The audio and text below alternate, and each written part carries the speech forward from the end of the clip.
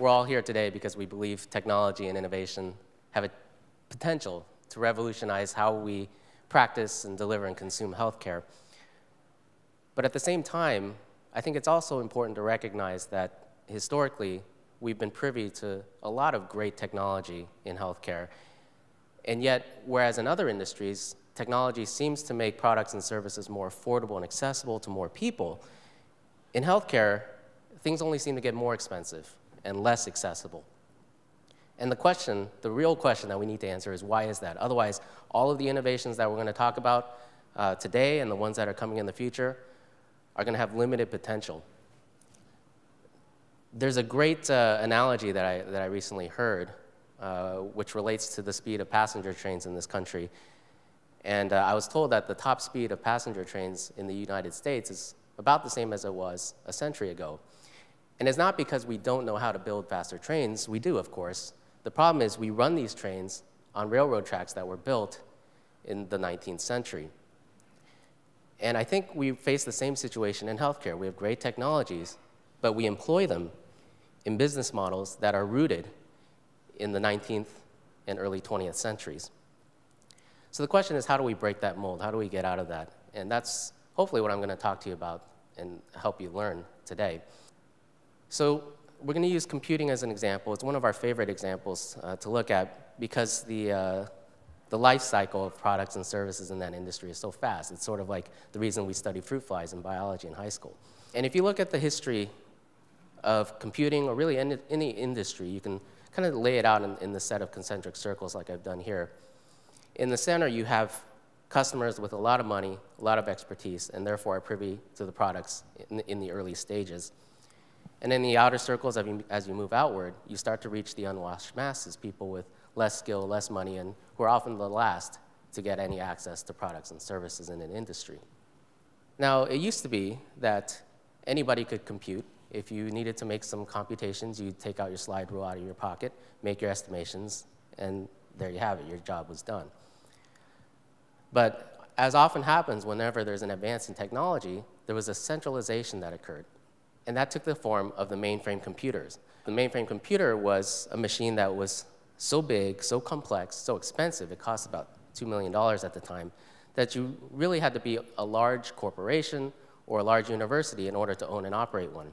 And so no longer were we carrying around the solution in our pockets, but we had to take our problems to the solution in the form of a stack of punch cards where an expert would be running the job for us. Now, it was precisely that inconvenience and added cost that ultimately drove several waves of decentralization. And so the first form that took was the shape of the mini computer. And the mini computer was more affordable. It was $200,000 at the time, still expensive, but more and more companies could start to own these. And so you no longer had to go to a big corporate mainframe center, but perhaps you had it in your own engineering department. And at first, the mini computers could only do the most basic things that a mainframe computer could do. If you had a more complex problem, you still had to go to the mainframe center. But that's where the mini computer got its foothold, just in the simple things.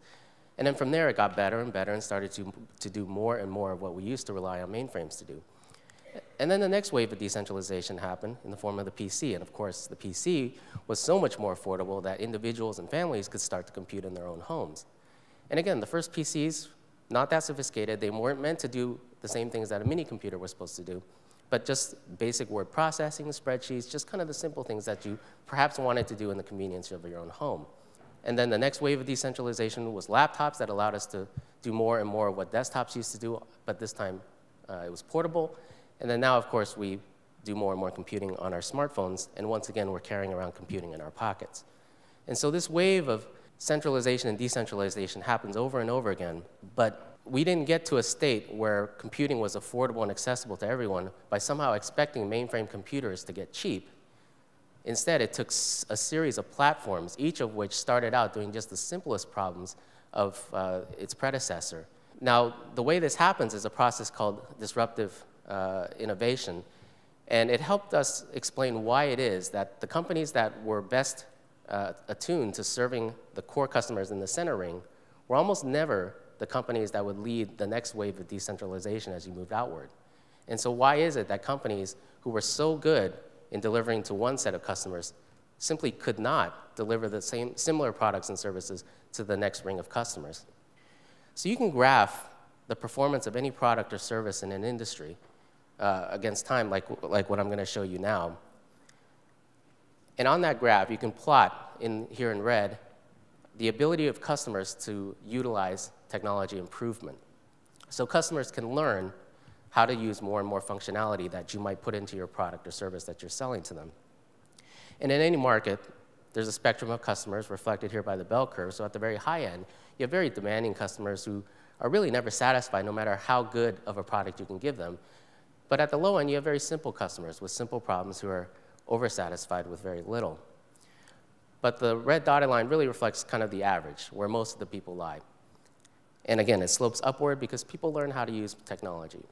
There's a second line here that here is denoted in blue, and it reflects the pace of technology improvement that's introduced by companies innovating year after year. And what's interesting about this model is that what we found is that companies innovate faster than their customers can potentially utilize what they deliver to them. So an easy way to think about this is just to think about the functionality that's built into the cell phones that you carry around. For most of the public, they don't tap into most of the functionality that's built into their phones. And so they have far overshot the needs of the average consumer.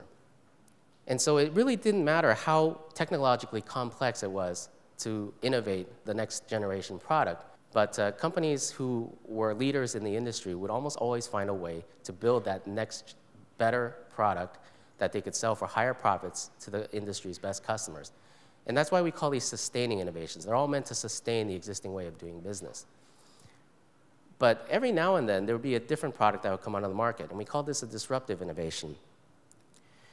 A disruptive innovation actually, when compared to head-to-head, was not as good as the existing product, but it appealed to a new ring of customers because it was more affordable, more convenient to use or access, and the PC was a perfect example of this. The PC, when it first came out, was not meant, again, to compete against mini computers, but it was only meant to do really the very basic, simple things that an individual might want to do in his or her own home. And a disruptive innovation, by appealing to this outer circle, gains its foothold in the marketplace, and from there starts to improve on its own and steal customers away from the original players. As an example about why it's so difficult for leading companies in an industry to encounter and combat disruptive innovations, think about the predicament of digital equipment whose specialty was making mini computers, and they were very good at it. One of the most admired companies of their era. Their business was all about making mini computers that they could sell for $250,000 a piece, where they made 45% gross margins. And people in the company would bring them project proposals for the next product that they could make. And there were some people who would say, well, here's a plan for the next great mini computer. We can sell these for $500,000 at 60% gross margins. And there would be other people in the company saying, no, we can't do that. There's people buying PCs already in droves. We got to make PCs. But those projects only promised 40% gross margins, which were quickly going to drop to 20% on $2,000 per machine. And very quickly, it becomes easy to see why rational decision-making by managers almost forces you to continue on that sustaining curve and precludes you from making any kind of innovation that could be seen as disruptive. Because why would digital ever make or invest in making a PC where they would make less money on a machine that their customers simply couldn't use? It just never made any sense. So it's really rational decision-making that leads businesses to their ultimate doom. This wave of disruption and decentralization over and over again we've seen in service industries most commonly, but we've seen it, again, everywhere. And if you think about how we book travel these days, it used to be we'd have to take all our travel problems to the travel agent, but these days for your simple itineraries, we often book them on our own.